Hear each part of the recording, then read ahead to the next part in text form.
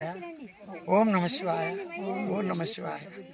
ఈ పార్వతీ పరమేశ్వరుల విగ్రహాలు 2016లో 14లో ముందు వచ్చినాను.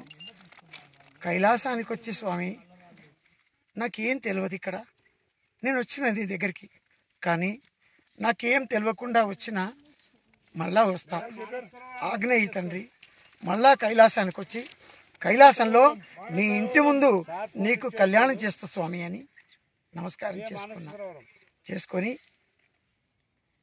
ఈ విగ్రహాలు 2016లో కొన్నా. ఒక దాత నాకు 7,000 ఇచ్చిండు. ఆయన పేరు సదానంద్ గౌడ్. ఆయన ఒక 7,000 ఇచ్చినాడు. ఆ 7,000 ఇస్తే అందులో ఇంకా డబ్బులు కలిపి తంజావూరు నుంచి ఈ విగ్రహాలు తెప్పించిన.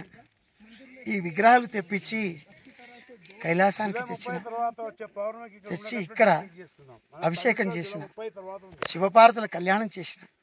ఆ తర్వాత కేదార్నాథ్లో కళ్యాణం చేసినాను. ఆ విధంగా శివుడు ఎక్కడుంటే అక్కడ నేను కళ్యాణం చేస్తూ ఉన్నాను. ప్రతి శివరాత్రి ఓంకారేశ్వర్లో, మహాకాళేశ్వర్లో చేశాను. ఇక్కడ కైలాసంలో నేను రావడం ఇది 5వసారి. 4వసారి స్వామికి కళ్యాణము, అభిషేకము, మహాన్యాసపూర్వకంగా రుద్రాభిషేకము, రుద్రహోమము, అన్ని కార్యక్రమాలు ఈ అమ్మవారికి స్వామివారికి చేయించినాను.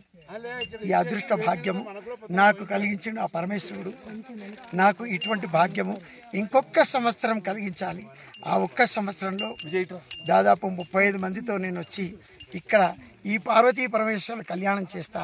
ఈ పార్వతీ పరమేశ్వరులకు అక్కడ చూపిన ఈ సరోవరంలోనే అభిషేకం చేస్తా. అభిషేకం చేసి అందరి చేత ఊరేగింపు తీస్తా. కళ్యాణం చేసి ఊరేగింపు తీస్తా. ఊరేగింపు అయిన తర్వాత సాయంత్రము ఆ స్వామికి అమ్మవారికి పవళింపు సేవ చేస్తా. ఎంతటి భాగ్యము!